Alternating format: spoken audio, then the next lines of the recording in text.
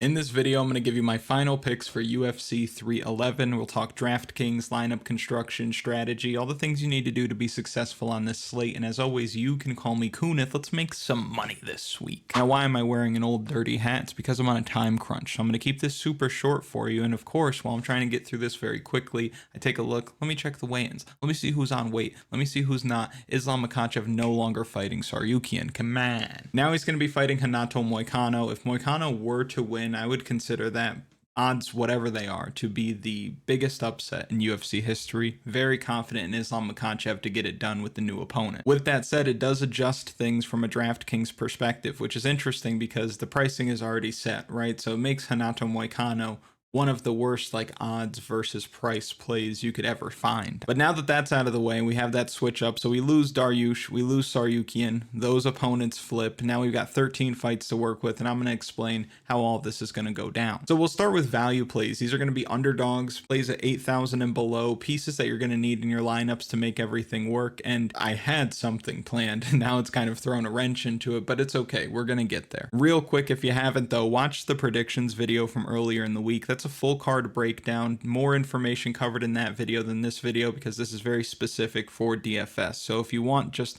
betting tips or who I think is going to win and why and how I think the fights are going to go watch that video first, then watch this one. So for your value plays, it's actually a card that is starved for value. So we're going to go from bottom up. Raoni Barcelos, no, he's a lamb. So is Muin Gafarov. These guys are both getting set up so that these young, new 135ers are going to look good. Serghei Spivac's interesting. I guess I'm on an island when it comes to thinking that Serghei Spivac can win. So I'm going to put Spivac in there in value play consideration. If you're running multiple lineups, like let's say use a lineup optimizer, you can find one on kunithmma.com. Let's say you run 150 lineups. Even if you don't believe in Serghei Spivac to get it done, you're going to want some exposure. So what's 10%? If you're running 150 lineups, what's 15 lineups with Serghei Spivac look like? It's not a ton, so if he does flop, it's not going to sink your chances of coming in first place, and if he does win, he's absolutely going to be on the optimal lineup down at 6,700. You got to play the game the way the game is meant to be played. So have some exposure to Serghei Spivac because he can end up winning this fight. I think Jailton Almeida is going to run through guys who can't wrestle, but if guys can wrestle, I think he's going to struggle. If we come up here, Ricky Tercios, I saw a couple people in the comments say that they've got some love for Pretty Ricky this week. I like me some Ricky Tercios, but not this week. I think Sopai is going to take him down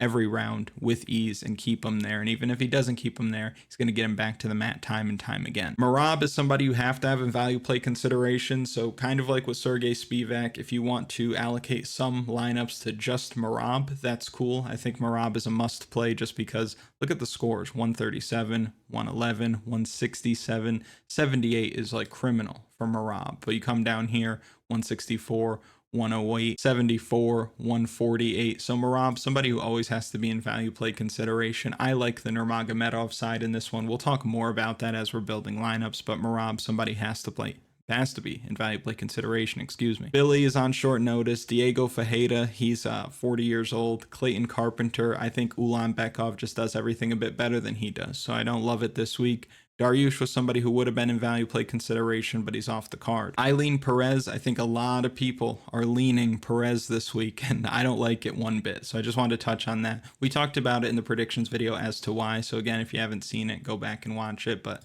Eileen Perez isn't touching my lineups this week. She could win, but I don't love it. Reinier de Ridder, yes, and more yes. He gets takedowns, he gets finishes, and that's really what we're looking for when we play this game. And Jiri Prochazka, I'm not super interested. And I do want to pause here talking about Jiri Prochazka. And not just Jiri specifically, but that fight with Jamahal Hill. Because one thing that you see with guys like Jiri Prochazka and Jamahal Hill is they are great finishers. They put guys out, but they normally do it late after they've broken them down. Both guys are very tough. Both guys have good cardio. Neither guy's going to give up on himself either. I don't hold knockout losses to Alex Pereira against either of them. I think that Jamahal Hill got caught with something offbeat, and Jiri is there to be hit sometimes, spends too much time in the pocket, not defensively sound. So for him to get head kicked with that switch kick from the champion, I get it. It's going to knock out anybody. But with that fight in particular, I think that fight is a trap. I think a lot of people are going to end up playing either side of that matchup. I think the cumulative ownership, and say the biggest contest that DraftKings is rolling out this week, I think cumulative ownership between these two is probably going to be north of 62%. And I think 62% of the field's going to get iced because I think there's a good chance that this fight ends up going the distance. So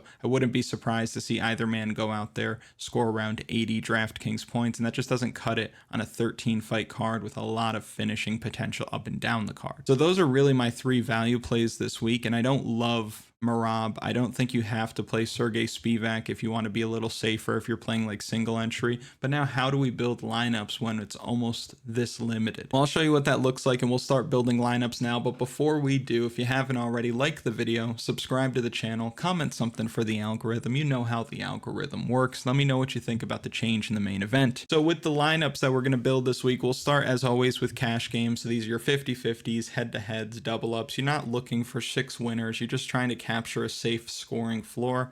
And what I think you need to do in a situation like this is you got to play Islam Makhachev. He now has, in my opinion, one of the best matchups on the slate. And before, I was actually looking at double stacking the co-main and the main event. You can't do it now this week because of how expensive Renato Moicano is. Like you see here, look how much salary that chews up. That's not a normal amount of salary that would be spent in a situation like this, because you look, Arman Tsarukyan was coming in at 6,800. Look how much more Renato Moicano is. So initially, this was what I was thinking. And this leaves you with a lot more room to work with. So you can't stack the main event, not in cash, not in your tournaments either, not a stackable main event, but I do think that Makhachev is worth it. Co-main event though, you're still going to want to end up stacking that fight, which means now we need to find a cheap punt play that's going to make everything else work. Now you can come down here to somebody like Raoni Barcelos, who I think makes sense, because I remember last time too, a lot of you were roasting me in the comments, rightfully so. Last time Payton Talbott fought, he was super expensive, and I was saying you don't want to play this guy. He's too expensive. He doesn't knock guys out in the first round, especially early, and then goes out there and knocks the guy out with like the first punch he lands. I don't foresee that happening with Raoni Barcelos. Not something that happens very often. Savvy guy, normally pretty durable, going to be looking for takedowns as well, which is how you have to fight Payton Talbott to even have a chance. So I think Raoni Barcelos is probably the play this week, and I'm going to make the requisite adjustment because I already put the DFS strategy guide out on KunithMMA.com,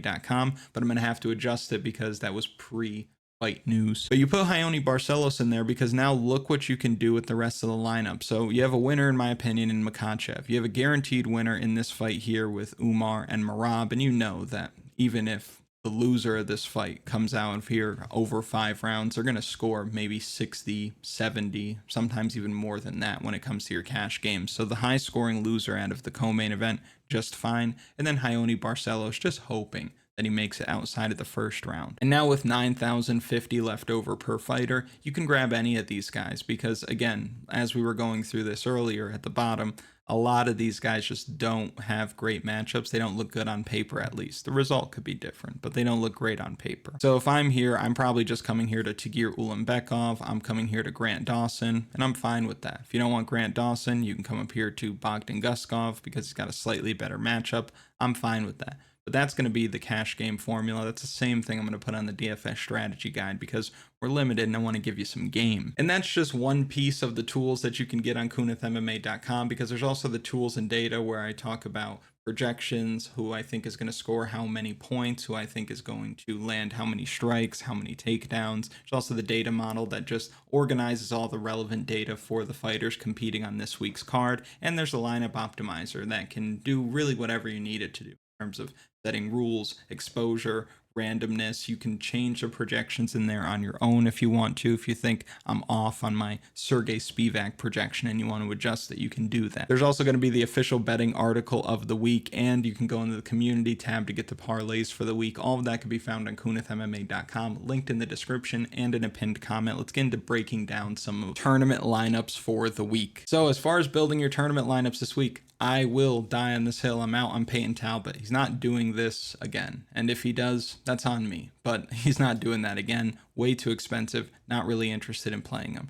Reinier Nakamura, I think, is cool if you want to put him in, but we also saw him flop in back-to-back fights at this same price point. So I'm not overly interested. I think these two are a bit too pricey. Jailton, Almeida, I don't like the other side here. So Makhachev's probably the most expensive fighter I am willing to roster this week. I know a lot of people like Reese as a betting underdog, but I don't know if a lot of people are going to be willing to play Reese at 8,800 on DraftKings when they start looking at the odds and they look at his price. I think with Reese, we have a similar situation to what we had with Christian Rodriguez last week. I expect explained in this video how you probably don't want to play C-Rod in your tournament lineups. You don't want to play him on DraftKings. I knew he was going to win. I told you he was going to win. But he wasn't a good DraftKings play. We knew that. So what I was saying is, let's say he does go out there and he just chokes Austin Bashi out in the first round, which was very close to happening.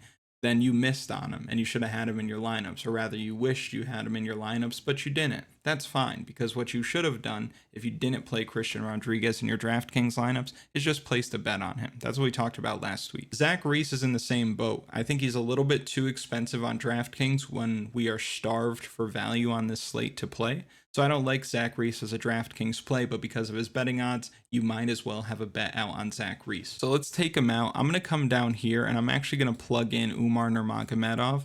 And in my tournaments this week, so if I'm playing a single entry game this week, because we're so starved for value, I'm thinking that stacking the co-main event makes sense. Because let's say the really big favorites do what you expect them to do. Let's say you get a knockout in the first or second round from Talbott. Let's say you get a dominant win for Nakamura. Let's say Almeida's able to go out there, shoot for those takedowns, and then end up winning the fight via ground and pound or submission in the first or second round, and Spivac's never able to get any scoring going. You kind of get starved for value, and you're looking at a situation where you might end up having a high scoring loser in your slate. The value dries up pretty quickly. Same deal with Ricky Tercios. Might just get taken down over and over and over again. We've seen what it looks like in losses. 11 points, 16 points. He's just not getting even remotely close to there. Guskov tends to knock guys out in the first round. So let's say that happens with Billy. Let's say Grant Dawson ends up backpacking this guy for a couple of rounds. If you get dominant performances from these chalky favorites that look damn good, you're probably going to see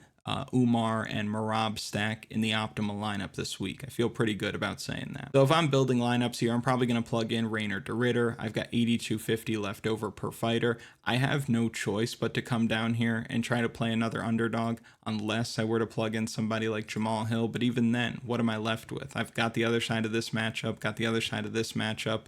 I'm playing Eileen Perez. I'm not interested. So instead of playing Jamahal, who, like we talked about earlier, I think this fight is going to end up smoking a lot of people's lineups because the fight's going to be sick, but the DraftKings scoring might be a little underwhelming.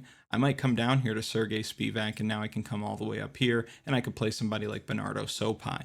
Cool with that. You want to come off Makhachev and play somebody else like a Payton Talbott or Reinier Nakamura? Again, I'm not interested, but if you want to get there, be my guest. Another way you can attack it is just kind of getting involved in that mid-range. So if you didn't want to play Makhachev, even though the dude scores really well, pretty consistently, I think you could play a guy like Grant Dawson, who typically goes out there, gives you high DraftKings scores. Tagir Ulanbekov, this guy's averaging almost 100 DraftKings points in fights that he's winning. Bogdan Guskov because of the knockout upside, and now you've got 76-66 left over per fighter. I might just punt Merbab and not even play Umar on the other side. Merbab goes out there and ends up landing, say, 6 takedowns in this fight, and he ends up getting a bunch of control time and throws a bunch of strikes, even in a loss. Like against Sean O'Malley, if he lost by decision, he's still scoring over 100 points. If he lost by decision against Petr Yan, he's still scoring a ton of points. Even in 3 rounds, if he lost the decision against Henry Cejudo, still scoring 81 points. So Merbab might just be your tournament play, and you don't have to stack him with Umar Nurmagomedov. I'll go back here to Reinier de Ridder, still getting stuck playing somebody who, at least for me, don't want to play. So in a situation like this, let's see if I can come down from one of my more expensive pieces. Say I came off of Guskov and I played Karol Hoza. I still have 8,600 left over. I guess in this situation, I would be forced by my own rule, right, to play Jamahal. And if I'm going to target one side of that Hill Prochazka matchup, it's going to be Jamahal. It's going to be my boy Sweet Dreams. I'll take it, but again, I'm not dying to play it. So you might even find me doing something like this, or I come back down here, just take a shot on my boy Serghei Spivac, and then I can do whatever. I can come right back up here to Makhachev and feel great. I could even start getting a little bit spicier with some of these other pieces, right? I can come off of de Ridder since I don't need to play another underdog. I could play Karol Hoza, maybe Zach Reese, although Zach Reese is feeling like Zach Reese when it comes to the DFS side of things, so I don't know. If you play Bekoev, though, hey, listen, you play this dude, you're going to be super different. You're going to be the coolest kid in math class because nobody is going to be playing Azamat Bekoev on DraftKings this week. He's coming in very, very low ownership, at least as far as my projection goes. And I think that'll be mirrored throughout the industry. So I think if you really wanted to zig where other people zag, you play Bekoev this week. And we'll probably wrap it up there. Although we have 13 fights to work with, although we just had some slate changing news break before we started recording this, I don't feel like there are too many ways to go on this slate, or at least not too many ways to go that I would feel comfortable telling you to go. I tell you the truth. I tell you who I think is going to win, even if sometimes people don't agree. So I will leave you with that. I appreciate your time. There's going to be a short break, but then I think all throughout February and all throughout March, the UFC has gotten us fully booked up. So a lot of opportunities coming in the next couple of months. Really excited to see everything. Thank you so much for making January awesome as well. I want to dominate the space in 2025, and you guys are helping me do that. So thank you so much. If you've gotten to this point in the video, thank you. I appreciate it. Make sure you like the video, subscribe to the channel, comment something for the algorithm, and I will see you in a few weeks. Best of luck at UFC 311.